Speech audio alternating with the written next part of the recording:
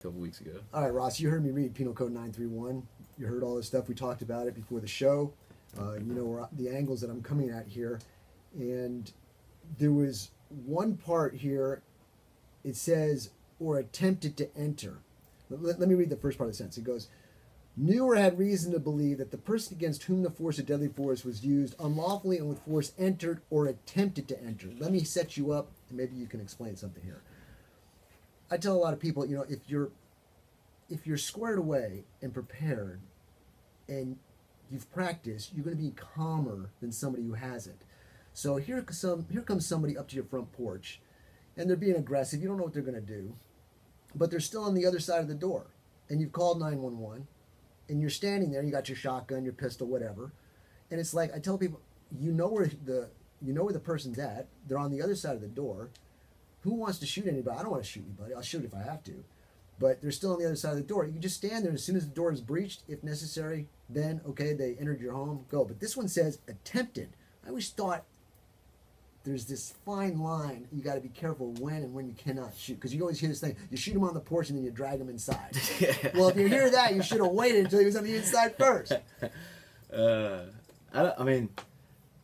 I agree that this could maybe be twisted by some prosecutor at some point, but the way I read it, and we have to read the statutes reasonably under the reasonable language, so we don't try to give it some sort of meaning that would be uncommon to the common person. I think when looking at it, to me, if somebody's trying to break in my house and I don't know this person and they're on the other side of the door and they just haven't made it through yet, I'm probably going to shoot. Now, I see what you're saying that,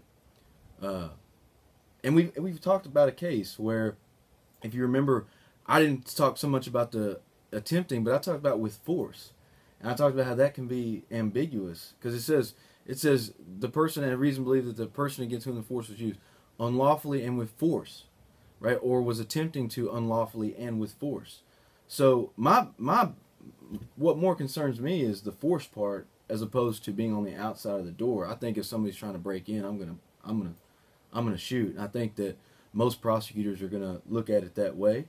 I've read a lot of stories like NRAs where they're busting through and the homeowner shoots through the door and no charges are there. But you just hear these things where, well, then just drag them in, which puts into question, well, are you right or not? And then you hear other people say that because they're not in your perimeter, you're really not a threat. So, well, the tense of the words too. So unlawfully and with force entered, right? So the legislature clearly made entering, right, a problem. So and then it's using basically present tense. I'm not going to get into present participle and whatnot, but it's using more present tense at this time, attempting to unlawfully enter unlawfully. So they haven't made it in yet. So the legislature has clearly, right, been inclusive, right, of not having entered yet, more than just entering the house, right? So I think that attempting to enter, right, would be on the outside of the door. Now, we also talked, you can't be stupid, right? You can't be trying to shoot the mailman. There seems to be for an coming in. epidemic of that, though. I may be politically incorrect, but stupid people make me money. Okay, that's the bottom line. Okay, and a lot of times there wouldn't be as much need for attorneys, right? For sure, if people weren't as stupid as a lot of times they are. Okay, and so, I mean, you can't be going and shooting the mailman. I'm sure that there's going to be some exception if you try to do that. But we're talking, if you're at home and some person that you don't know is trying to get into your door, right? That's a problem. And I don't see why you have to wait for that person to get in and be a threat to you before you use protection. Okay, I want to be clear on something. Ladies and gentlemen, when I bring up these questions, it has nothing to do with, Matt, you're an idiot. No, it has to do with I'm extremely smart and sharp and in tune with what's going on here. These are not dumb questions at all. No, not at all, because I know what can happen in a courtroom. I know. I've come from a family of attorneys. I've been all through it my whole entire life with attorneys, and I know how things can be spun. Prosecuting attorneys do not like to lose, okay? They're going to do whatever they can to spin it. And I look at these things, and I say, well, there's a little loophole, so let's just talk it through. You may go ahead and shoot through the door anyway, but at least I know back in my head that's there, but I overrided that thought process because I felt it was necessary at this particular moment. Yeah, So I that's know. what I'm doing here. I agree. I mean, I'm not saying that will never become an issue. I just think that I'm pretty confident that if they're on the outside of the door, right, in that scenario, you're okay. Now if they're on the sidewalk, not the sidewalk, but maybe the step in front of the door, not at the house yet, and they're just looking around to see if anybody's home. Are they looking for you, or I mean?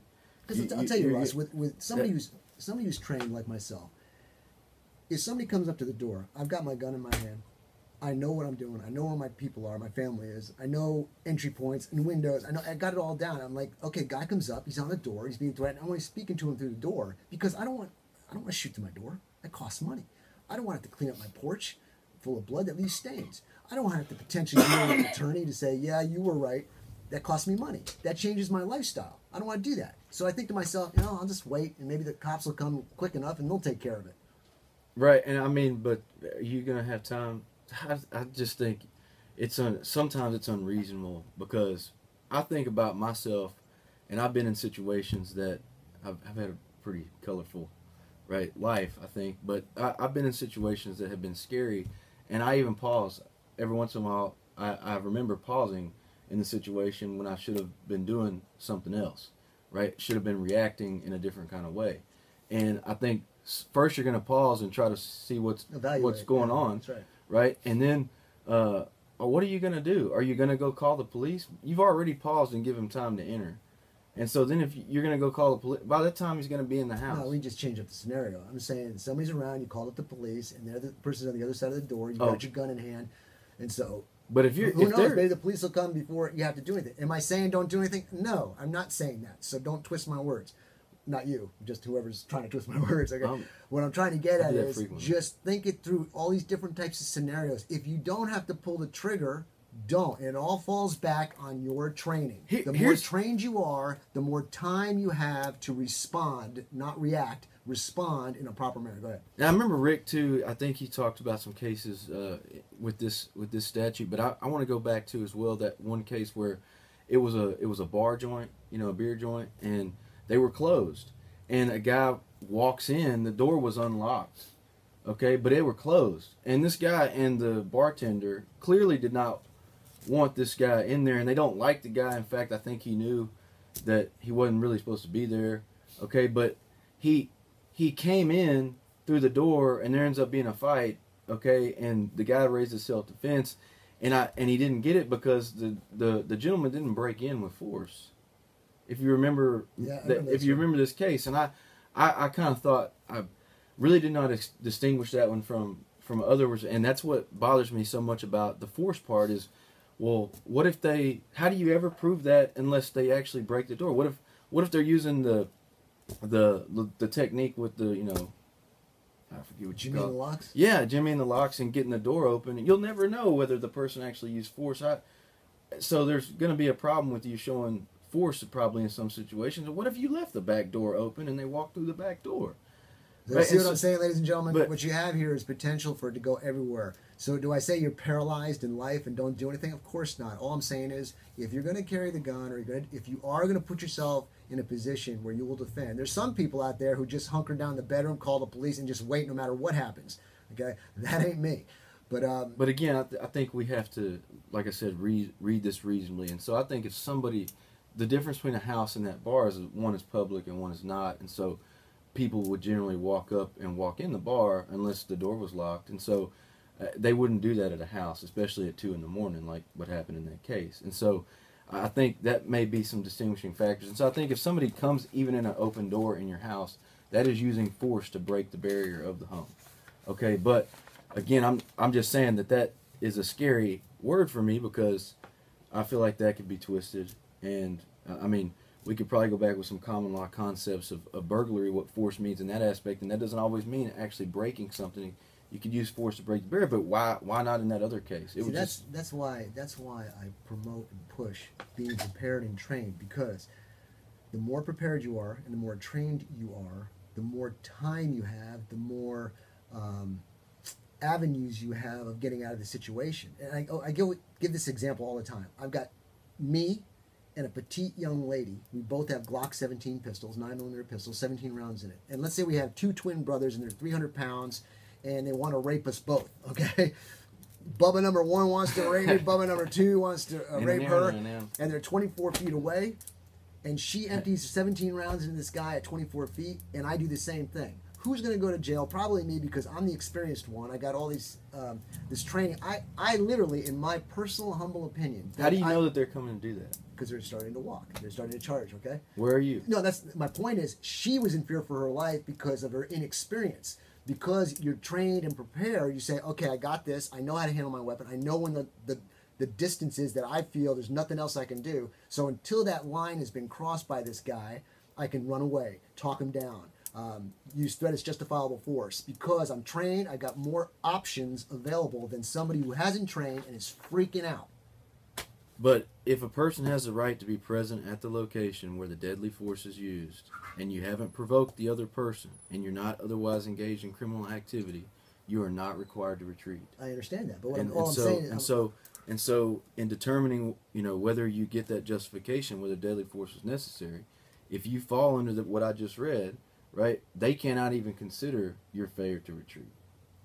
Okay, and I'm not saying juries do what they, a lot of times they do whatever they want to do, right? I'm no not, matter what. I'm not arguing with you on that. All I'm saying is, but what you're saying is actually absolutely correct. They 100%, couldn't. I know, but the thing is, what was the footage, right, before you felt it was immediately necessary? Which comes back to my right, point. The more trained you are, the closer the person can come, and you still have options.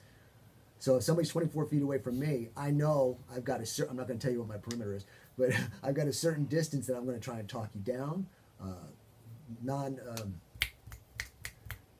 lost my terminology. I want either talk them down, run away, use unarmed defensive tactics, whatever I can do before I got to squeeze that trigger. I do not want to squeeze the trigger. And being trained like I am has given me tons of options. So if you want to avoid having only one option with more potential of problems, then get yourself trained. I can see the distance at some point being an issue. I think, though, if you fall under that presumptive section and then they cannot consider your failure to retreat, there's going to be a problem with the prosecution, right? So, what that distance is, I think there's an issue. But, again, you're going to have a presumption that your belief is reasonable that the force was immediately necessary if you meet one of those things. Now, if you're out on the street, even like some of these cases that you read, situations that you read before my segment comes on, not mine, but the attorney segment, right, with me and Rick. And so I think you're not always going to be in a presumptive situation, though I don't think that the individual maybe. Well, I submit to your extraordinary. There's been a couple of situations when you've read where it wasn't a presumptive situation. So it wasn't presumed that the person would have had a reasonable belief, right? Because they weren't close to their car, and it wasn't a sure deal that they were committing or attempting to commit an aggravated kidnapping, murder, sexual assault, aggravated assault until a later time, and it could be said that they had provoked it at that point. There was a couple of situations you've read. We can go back and forth on this for a long time. Let's and that's a good segue to the very next subsection that we were going to talk about, which is when it's not justified in response to verbal provocation alone. Yeah, I got all these highlighted. Let's talk about each one and give us some clarification on it. And so, that first one, that verbal provocation alone, the use of force against another is not justified. You cannot use force, even deadly or non-deadly force. You can't use either one, right, in response to somebody else's verbal provocation. Now, this is sort of a convoluted area. We spoke about before how pulling your firearm is a use of force. Okay, but it's not deadly force because we've said there's 9.04 of the same. Well, it says it right there in the penal code. A threat as justifiable force. Right, a threat can be justifiable force. A threat can be force, and simply using the threat that you will use deadly force, right, does not constitute deadly force, right? So it's just non-deadly force, and so at what point does the threat become force? But at the same time, if you're pulling your weapon, that's an actual conduct, okay? And so yes, that is a threat. Right, but I think what this is talking about, I think that's why the legislature was actually clear here. It says verbal verbal provocation. They didn't say threat, right? They said verbal provocation alone. And so if the guy's saying, I'm going to kill you, okay, I would say probably that by itself, right, doesn't give you the opportunity just to start blasting away. Well, he said he was going to kill me, so I killed him first. Okay, the thing is if it's only verbal. Now, the trick is that threats like that are by themselves can be used as evidence, okay, to support your theory. And it used to be in 1920s and then in 1974 Penal Code, they used to actually allow, right, some definitions and instructions in there about a verbal threat. Okay, but now we don't allow those instructions anymore. We only allow you to argue that to the jury and to use that as evidence in your case. But there has to be some other kind of act. For instance, there was a situation when Pastor Peacock was out in the road with his wife's sunshine in a parking lot, and they had just got introduced to the person in that case. It was the defendant. Okay, and the defendant was sitting in the parking lot. The pastor and his wife turn around and go into church, and then the defendant's brother and his sister-in-law pull up in the vehicle, and they have a really bad relationship, but they start arguing about his gambling activity at the truck, and next thing you know, right, he's stepping out of the vehicle and he's pulling the trigger, and he gets convicted of murder in this case. And so nobody really heard a lot that was happening at the truck, but what was said is that his brother basically said, I'm going to kill you, okay, I'm going to stop you today. And so, I mean, it was sort of an immediate threat. He was saying it was going to happen today, okay? And it was conflicting evidence, but the defendant said he reached inside the truck. The trial court properly let him use a self-defense instruction. Now, he lost. The jury didn't buy it. The jury didn't think it was necessary, right? It wasn't reasonably necessary. His brother was unarmed, but his brother knew he had a gun in his truck, and it was in the door, and so when he reached for the door, he was entitled to a self-defense instruction. And so,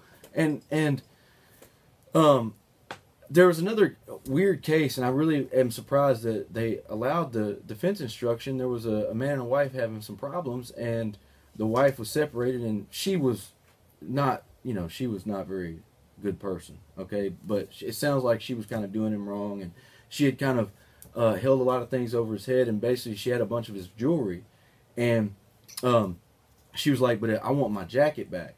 So if you bring my jacket over to the apartments where I'm staying, I'll give you your jewelry back. So he brought the jacket over there, and he comes and she's like, well, I'm not coming outside and I'm not giving you your jewelry, and I want you to leave, and you need to leave now. She never opened the door. It was all behind the door. She says, I want you to leave, and you're never allowed to. Yeah, now I want you to go, and I want you to drop my jacket off at the front desk where my sister is. And he's like, no, I mean, come on. He's trying to work it out. Well, she says, if you don't go, right now, I'm going to start blasting through this door, and I have the gun that I stole from you in our house, and you know it's a big gun, and you know that I'm going to kill you, and just starts going off telling that. So instead of leaving, he breaks in the door. I'm not lying to you. I was really surprised with what I'm about to tell you. So he breaks in the door, and he says, I saw her hands up, right? And I didn't have any intention to hurt her or anything, right? I was just trying to stop her from shooting and, talk to her, and she has her hands up, and so that's when I shot, and I shot her twice, and he shot her twice, right? And the trial court denied, right, the self-defense instruction, which I'm not going to comment. I think that may not have been a wrong decision, but it goes up to the Court of Appeals, and they affirm that, and then it goes to the Texas Court of Appeals, and they reverse, and they say no, there should have been a self-defense instruction, because he didn't go there to provoke anybody. And this goes into provocation, but it still goes to the verbal threat. I mean, what else? I don't really. What was his justification for breaking in the apartment? Stupidity. But so this verbal threat, there was more to it, right? There was her verbal. He knew that she had that gun. Mm-hmm. He knew what she was capable of. He's threatened her. She had threatened him with a gun before. He knew she was capable of shooting it. He knew that she was willing to do it, and that she would do it, and that she was very capable to kill him, right? So it's possible that he did have a right to shoot. Now, I want to clear this up. If anybody's listening, I'm not saying that. Is anybody listening? Thousands of people are listening. No, I know. I'm saying if anybody's listening and saying to themselves, you're crazy for supporting this. I'm not supporting this guy, right? I'm not saying that the Court of Criminal Appeals is supporting him either, right? I don't think any jury in the world is going to buy that, right? And I don't think that that's going to win in the case. But all the court criminals. The bottom line to everything you're saying is nothing is guaranteed with this law. It can be so twisted around. That's why I wanted to give people an idea of all the different aspects. And we're running out of time. Oh, so I'm sorry. Let's hit a few more of these things. And consent's like mutual combat. We talked about that. If you no, let me read it. It says if the actor consented to the exact force used or attempted by the other. What the hell is that? What the hell? Like mutual combat. It's like, so if two brothers been wanting to get it on for the longest time, and they say, you want to fight? And he says, yeah, let's go. I say, okay, well, how you want to do this? Well, Knuckles, I'll go. Okay, well, let's do it. Okay, if they agree to that, and the consent doesn't necessarily have to be, expressed in language. It can be based on the circumstances. But you're gonna have some problems if he gets beat up and he goes to the cops first. So I'll just let you know that. Okay, so it's not justified if the next one, if the actor provoked the other's attempted use of unlawful force, unless the actor abandons that encounter or clearly communicates to the other person, right, his intent, right, reasonably believing that it cannot safely be abandoned. In other words, that's like if we start fighting, or I come at you and say, dude, I'm sorry, I quit. I'm sorry. Like, this is wrong. I quit. I stopped. Okay, and then you're like, no, you done started it now. Let's finish it, and you start coming after me. You hear that all the time. Right? At that point, like, I can probably defend myself. Right? How do you do that in a court case when maybe you provoked it at first, then you say I'm sorry, and then he's coming back and now it's self-defense, but. Well, that's not saying just because you get this, you win. They're just saying in some situations that they're going to let the jury decide if what you did is justifiable, and if it's not, well, it could be, because here's too, like what if you go and you start a fight, and then you try to finish, and then he pulls out a gun. Well, obviously I would. And then you shoot him, right now. I mean, there's gonna be hell to pay no matter what. But at the same time, you may have provoked it, but you had no intention of going into some deadly weapons, And so, if he pulled out a gun, and you're like, whoa, chill, man. Like, that's not why I was mad. I thought we handled this like, I don't want to be sexist, but I'm sure this would be said. Handle this like men. You don't, and I didn't want to fight with deadly weapons or anything like that. I'm out. And he pulls this, they're going to say, well, they could say if this wasn't in here, you provoked it, right? But you've tried to abandon it and get away from it, right? But he's still saying, no, I'm going to kill you now. You'd probably be able to pull your weapon, okay? And so, again, that's going to be a fact issue, and that's why you shouldn't be doing that, because you're. Is that how B comes into play here? The other nevertheless continues or attempts to use. Yeah, so it says and, so you have to have both of those, and the other person nevertheless continues or attempts to use the unlawful force against you. Okay, so I say you, the person being the defendant, okay, is going to be the one that says, is going to have to abandon it, right, or going to clearly communicate the intent to abandon, even though you may not have abandoned it yet. Okay, you may not have gotten out. Like, what if you're already in a headlock or something, but you're like, dude, stop, and you really haven't gotten out of the situation yet, but you're clearly communicating to the other person that you want out, right? And they keep going forward with whatever they're doing. Okay, and so yeah, I mean, there's a lot of all right, let's hit traps with this one. The next one is important. Hold on, we're gonna hit this one, and then I want to touch on that, and we'll prep it for next week. But let me read it to you. This is 5. If the actor sought an explanation from or discussion with the other person concerning the actor's differences with the other person while the actor was carrying a weapon in violation of Section 4602 or 4605. Huh? Yeah, okay, so this is the come to Jesus meeting provision. Okay, it's like when you're mad at somebody, and it's sort of in line with provoking what we call it is provoking the difficulty. Right, the difficulty, the situation, right? It sort of falls in line with that. Okay, but the legislature wanted to make clear, we don't want you going into a heated situation, right, with a weapon. Okay, and now this doesn't. Now it is clear, and I've seen some courts trying to imply that you can't go with a weapon, right? But that's really not what this says, right? This says carrying a weapon in violation of section 46.2, okay, or possessing or transporting a weapon in violation of 46.5. Okay, and so it's talking about those two specific provisions. So just having a firearm on you, right, in a situation where you're having a talk, you're having a talk with somebody, okay, you're in a disagreement with them, and you're going to try to work it out, right? That doesn't mean that you've violated this section, okay? That doesn't mean that your actions are not justified, okay? And so I want to make clear, we talked about 46.2, right? It's just the unlawful carrying weapons statute, right? Yep. The person, and you can check all these out on Aaron's Gun Shop YouTube channel. We've got all the recorded interviews, all the different penal codes. Check it out. It's great study material. So check that out at Aaron's Gun Shop YouTube channel. Right, which talks about too, like you can't have a weapon or a handgun in an open unless you're licensed under the government code, and you got to be on your own premises or inside or directly en route to your motor vehicle, right, when you have a handgun, illegal knife, or a club, unless you're licensed, right, under the government code. And so that would be a violation of that section.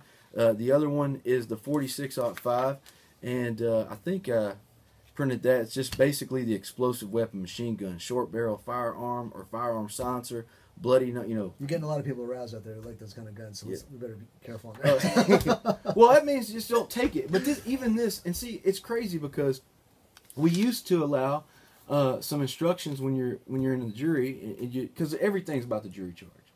Okay, so even when I'm looking at these statutory provisions, when I get somebody who walks in the office, right, and I take on their case, before I go to the DA's office, before I go to do anything, the first thing I look at, and even when I'm talking to them about how much I'm going to charge sometimes, depending on what kind of crime it is, right, is what is a jury going to think about their situation, and two, the almost first thing I do is go and pull the jury instructions. Because that's everything that you're going to be able to argue, and that's everything that's going to center around your case. You're going to have to build the entire case around the jury instructions. So the jury instructions are extremely important, right, when you're talking about what is and what is not a good justifiable defense. And so when I look at the jury charge in these situations, we used to allow an instruction in there that a person is allowed to carry a right to bear arms, Second Amendment, right? You're allowed to bear arms, and bearing arms in the situation, that's no longer allowed. Okay, and then so since that's no longer allowed, and then they are going to say, you'll probably get the argument that if they were violating this section, and then you can't argue, it's unclear whether we can even argue that anymore.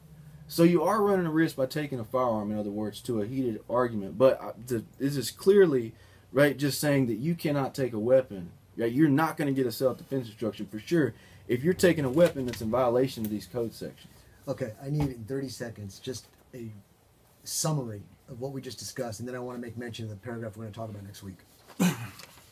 Well, I think the best summary is in the self-defense law itself, when it says a person who has a right to be at the location that they're at, and they haven't provoked the other person, and they're not otherwise engaged in criminal activity, right, does not have a duty to retreat before using deadly force.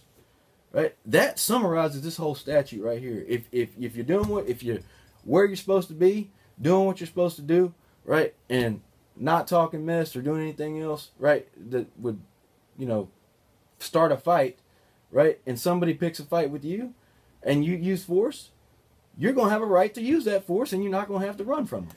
Attorney Benton Ross Watson. Ross, it's always an action-packed, exciting segment with you. For those about to rock, he's rocking it all the time. But here's what we're going to do next week. It's Penal Code 931, paragraph C, the use of force to resist an arrest or search. And I think you said you had a lot of interesting things to talk about. There's good things to talk about, too. I also want to talk about one case that I missed. It was about a hummingbird feeder dispute between two neighbors. Gosh, it was... All right, we'll talk about that. Now, Ross, let everybody know once again how to get a hold of you. 105 East Main here in Cameron is my primary office location. You can call me on my cell, 254-455-0569. That's 254-455-0569. It's my personal number. I don't know why I give it out on the air, but feel free to call it. It's not going to have a voicemail. If you want to leave me an email, it's benton@watson.legal. Benton@watson.legal. I appreciate it. Ross, it's always a pleasure. Thanks for coming. Yeah, I appreciate you guys. All right. All right. Thanks. All right, everybody. What we're going to do here, we're going to take somewhat of a short break. And when we come back, we're going to go over our topic of interest as to what's going on with Aaron's and High Cap Adventures and get you up to date. And we'll get ready for the Voice of Law Enforcement at 11 o'clock. So we'll talk to you in just a minute.